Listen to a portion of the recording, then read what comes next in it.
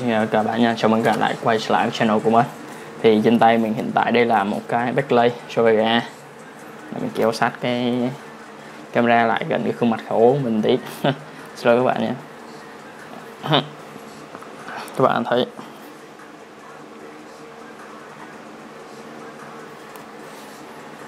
thì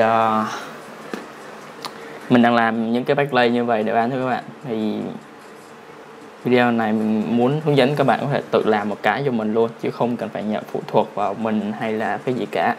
Thì các bạn, những thứ các bạn cần chuẩn bị cho một cái series để làm được cái này, mình sẽ nói luôn sau đây. Đây thì mình sẽ để một số cái file cắt mica ở phía bên dưới, link comment ở bên dưới. Nhận xét thì các bạn có thể lên tải về. Thì cái định dạng của file đó là file Corel X7, với cả các bạn muốn đọc thì sẽ phải mình sẽ convert nó ra QFZ để các bạn không phải cài phông chữ gì hết.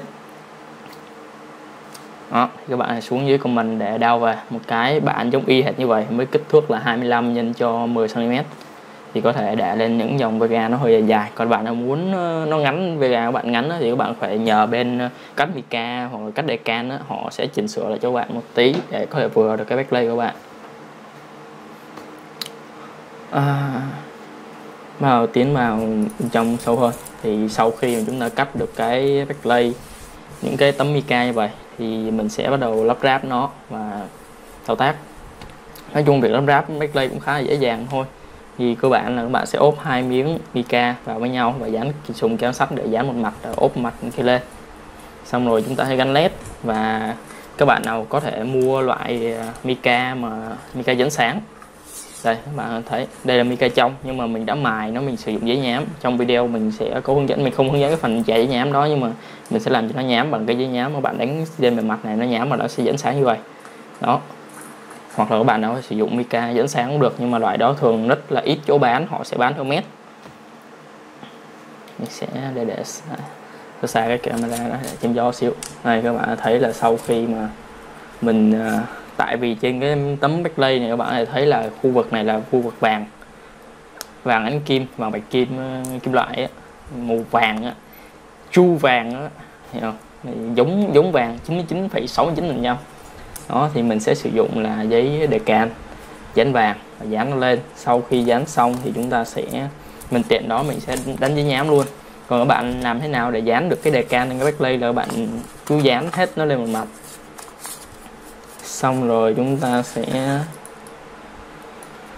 dán hết nó lên một mặt thôi. Chúng ta sẽ ướm cái phần màu đen này, sẽ gồm hai tấm, là một tấm màu đen và một tấm màu trong. Màu trong thì mình sẽ mài đi, nhưng mà mình phải dán cái decan trước. Các bạn nào không sử dụng decan hoặc là bỏ thì không cần phải, thì xem cái đoạn này bạn phải bấm tua qua một xíu cũng được. Thì các bạn sẽ dán decan lên, sau đó thì các bạn sẽ cắt những cái cạnh viền ở đây nè. Đó, các bạn sẽ cắt những cái phần thừa của decan này để nó dẫn sáng ra, nó tạo ra những cạnh viền như vậy. Đó, các bạn thấy đây viền sáng trên này, bên này và bên dưới này, và đây nữa. Đây thì mình sẽ không dán và không dán phần đằng sau lưng này. Đó, sau đó thì chúng ta sẽ dán cái phần màu đen này lên. Chúng ta chưa dán phần mica đen nha. Các bạn sẽ dán chà nhám nó, bắt đầu chà nhám mặt sau nè. Rồi cái mặt này lúc mà dán decan lên thì những cái cắt đi nè, bạn sẽ chà nhám luôn. Rồi bạn sử dụng giấy nhám khoảng B200, B600, xong rồi vừa chà nhám vừa bỏ nước vào. Rồi cái phần mà dán decan này thì các bạn lưu ý là bạn sử dụng xà bông rửa tay, bạn bỏ vào cái bọt biển, xong rồi bạn làm cho nó lên bọt, xong rồi các bạn sẽ bôi hết một cái mặt mà các bạn dán decan lên, xong rồi bạn sẽ lột tấm decan ra, bạn sẽ bôi hết luôn cả cái mặt đó, làm sao để cho nó có những cái bọt khí, những cái bọt của rửa chén đó, nước rửa chén đó, thì các bạn sẽ có thể dán được cái tấm decan này rất là dễ dàng. Và lúc mà các bạn thao tác chỉ cần gạt cái nước ra khỏi cái tấm backplate chúng ta và xả nước lại là nó sẽ dính lại và nó không bị nhăn cái tấm decan. Cái đó là một cái thủ thuật rất là hay, mình có học bên mấy ông ấy dán quảng cáo. Đó, sau khi chà nhám rồi dán decan, chà nhám thì chúng ta sẽ tiến hành đến bước mà dán cái phần màu đen này lên. Thì cơ bản dán phần màu đen cũng khá đơn giản, các bạn sử dụng dán sắt Mà mình sẽ sử dụng keo sắt. Keo sắt D502 hoặc bất kỳ keo mà bạn thích, kể cả keo đánh giấy cũng được đó. Trust me, mình đã làm rồi. Sau đó bạn sẽ bôi lên cái mặt màu đen này, mặt ngược lại nha các bạn. Đó, cái mặt mình ốp nè. Xong rồi chúng ta sẽ đập nó để cho hai mặt nó dính lại với nhau và đợi khoảng vài phút, chưa đến vài phút đâu, khoảng 30 giây nó sẽ dính lại với nhau rồi. Và trong lúc chờ đợi nó dính lại với nhau thì chúng ta sẽ chuẩn bị led. Các bạn ơi, led này thì hiện tại bên mình đang bán led là 50cm, chỉ có giá là 80.000 và nó có sẵn luôn cả cái dây để bạn thể gắn được vào cái húp. Đây nè, các bạn thấy không, mình đang gắn vào cái húp chân fan chứ không phải là chân led. Đây là chân led, còn đây mình gắn thẳng vào chân fan, vì fan rất là nhiều, có đến 10 cái húp fan lận, nhưng mà bạn sẽ không bao giờ bạn sử dụng hết 10 cái fan được, nên là sẽ dư rất nhiều chân, nên mình sẽ gắn vào chân fan để cho nó tiết kiệm. Ví dụ bạn gắn 2 cổng led rồi thì các bạn mua led về bên mình cũng được. Rồi sao bạn, đối với phần led này thì các bạn dán vào khá đơn giản, mình sẽ hướng dẫn luôn tại mình không làm trong video. Thì các bạn chỉ cần lấy kéo sắt, bạn ốp phần led lên, ốp thanh led lên như vậy. Đó, các bạn thừa này, ví dụ đây là cổng led nhé, các bạn sẽ mua một cổng 50cm. Các bạn có một cái cổng dây kết nối đâu mẹ rồi, đây ví dụ cái dây kết nối mình đã hàn sẵn vào đây rồi và nó dài ra như vậy. Thì các bạn đo cái backplate của bạn, đo lên trên này, bạn đặt nó, đo nó lên và bạn thấy nó dư ra bao nhiêu thì các bạn sẽ cắt bỏ. Các bạn nhìn trên nè, trên này nó có cái viền trắng này nè, thì các bạn sẽ cắt bỏ theo đúng như cái vạch ở trên này, cắt bỏ. Ví dụ như mình chỉ đến đây, mình chỉ dùng một đoạn như vậy, từ đầu này, từ tay bên này nè đến tay bên này thì mình sẽ cắt đoạn này, chứ các bạn không cắt ngược lại nha. Bạn cắt cái đoạn từ đầu này đến này thì các bạn không có dây để nối. Hoặc là bạn nào học về bên điện tử hoàn toàn có thể làm được cái này rất là dễ luôn. Bạn có thể tháo ra hàn lại tùy. Sau khi bạn dán thì chúng ta cũng tiếp tục sử dụng keo sắt luôn, có phải dùng 2 loại keo.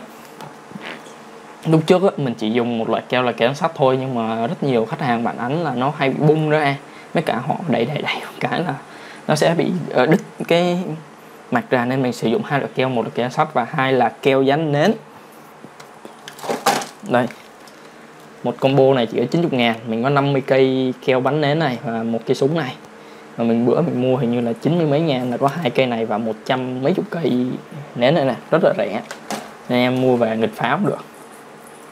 Đó, các bạn sẽ dán nó lên cái cạnh này nhé. Rồi, dán nó lên cái cạnh như thế này. Đây, mình có cái khác rồi. Trên tấm backplate của mình nó cũng tương tự như vậy, nó sẽ có 2 mảnh, một là mảnh trong, 2 là mảnh trắng. Thì mình đã chừa ra một cái khoảng, bạn có thấy không, giữa cái mảnh trắng này và mảnh đen nó có một cái rãnh rất là mỏng ở đây. Để các bạn làm gì, khi các bạn nhét led vào đây, nó sẽ che được cái phần bóng led của bạn ở đây nè. Đó, các bạn nhìn đằng trước đó, các bạn hoàn toàn không thấy cái bóng led đâu cả. Đó, thì nó sẽ nằm gọn trong cái cạnh như vậy. Thì tương tự trên backplate mình cũng đã thiết kế design luôn cái như vậy rồi, nó sẽ thừa ra một khúc thôi, nhưng mà các bạn sẽ nhét nó tương tự như vậy. Xong rồi chúng ta sẽ, ví dụ đây mình ví dụ nó trên này đi, chúng ta sẽ nhỏ keo dán sắt vào. Các bạn có thể giữ một đầu như vậy, đầu này ví dụ đây đầu gắn dây nha, đầu có cái dây nè, thì các bạn sẽ nhỏ cái dây trước, các bạn sẽ nhỏ lên keo sắt lên trên này, xong rồi các bạn sẽ dính cái dây này lên. Dính cái dây là cái đầu tiên quan trọng nhất, mình phải cố định được cái dây này. Nếu mà cái dây này rung lay thì rất dễ là nó đứt cái mạch ở bên trong này nè. Các bạn thấy cái mạch mình hàn rất là nhỏ nên là rất là dễ đứt, chúng ta lưu ý chuyện đó. Rồi chúng ta sẽ để nó lên, hàn cái dây trước, xong rồi chúng ta sẽ hàn từng cái mắt led ở bên trong này. Các bạn thấy là màu trắng nè, chúng ta đã hàn, chúng ta dùng keo sắt dán vô, rồi chấm vô một cái, rồi đặt nó lại, rồi liên tục đến như vậy đến cái điểm cuối cùng chúng ta cần dán. Tiếp sau đó mà khi mà tất cả những cái bóng led này đã nằm trên cái backplate của chúng ta rồi thì mình sẽ sử dụng tiếp đến keo dán nến, keo dán nóng hoặc là keo nến hoặc cái củ đậu gì đó thì mình gọi là keo dán nóng, dán kính. Cái này không cánh kính được, thì dính nước thì nó sẽ bung. Đó, các bạn sẽ đặt ra phía đằng sau cái backplate đây. lật nó như vậy. Mình sẽ tắt cái led đi. Đó, các bạn thấy lật như vậy. Đây là phần led nhá. Phần led mình dán nó vô rồi, mình sẽ dùng keo dán nến. Nó nóng rồi, các bạn hãy lưu ý là phải để cho nó thật là nóng đến độ mà bạn thả tay như vậy là cái keo nến nó tự nó chạy xuống rồi.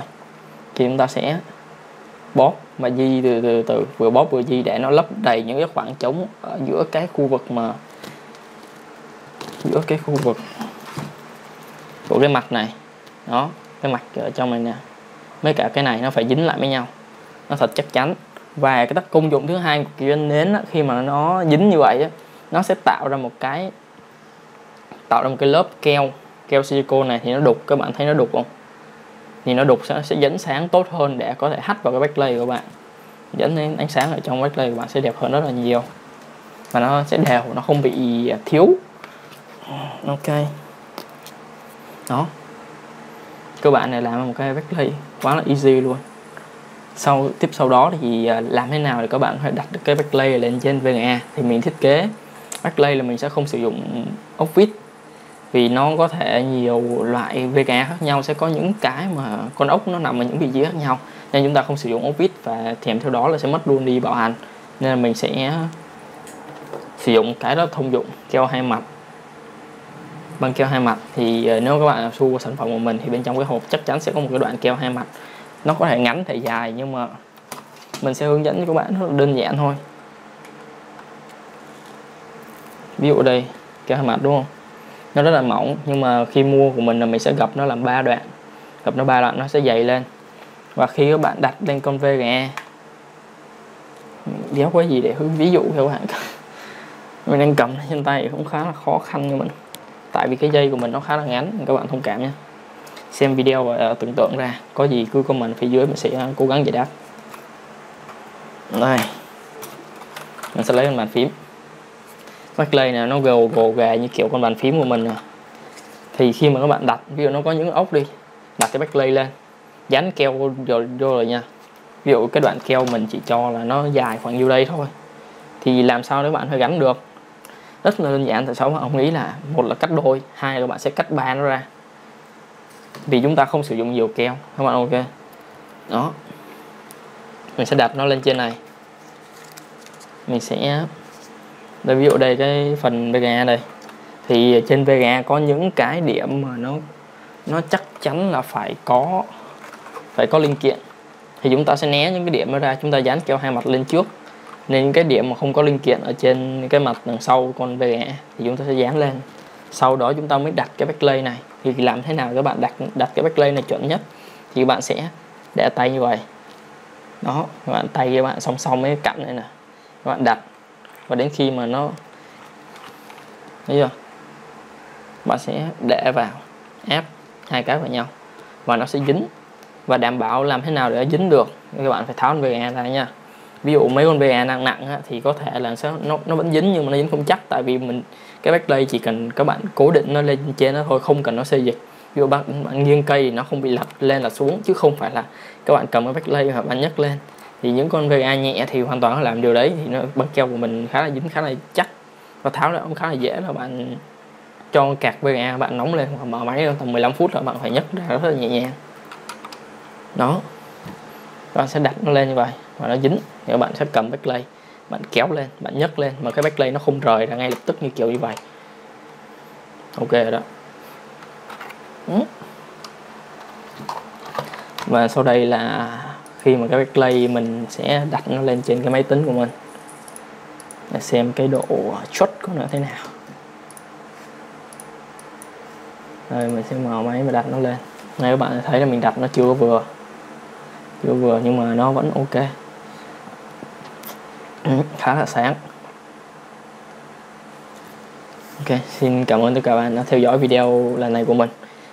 Có thể nếu mà các bạn có bất kỳ thắc mắc hay là câu hỏi gì về cái file của mình, hoặc là làm thế nào thiết kế là mua led ở đâu, hay bất kỳ câu hỏi liên quan, hãy để lại một phía comment ở phía dưới, mình sẽ cố gắng giải đáp trong thời gian sớm nhất. Và mình đang làm một cái video để độ cho cái cây phong cách RGB, tại vì cái cây mình nó khá là tối, nó không có led, không có màu mè gì hết. Mình thích cái phong chất đó tại vì ngày xưa mình cũng thích chơi led, nhưng mà khi mà các bạn nó có quá nhiều led rồi bạn muốn tắt mẹ nó đi, tại tối thường là nếu mà bạn mở led rất là ảnh hưởng đến thị lực của các bạn, cũng như là cái phòng nó sáng mình cảm thấy khó chịu nên mình thường hay tắt. Thì ban ngày mở lên cũng được, hoặc là bạn thích phong trào hoàn toàn có thể đón xem cái video tiếp theo của mình. Xin chào và tạm biệt tất cả các bạn nhé. Hẹn gặp lại tất cả các bạn ở video lần sau. Quên nhớ để lại một like, subscribe dùm kênh YouTube của mình, và có thể nếu bạn thấy video hay có thể chia sẻ cho mình để cho nhiều bạn bè cũng như là các bạn của bạn hơn. Đây là Zero Modding. Xin chào tất cả các bạn.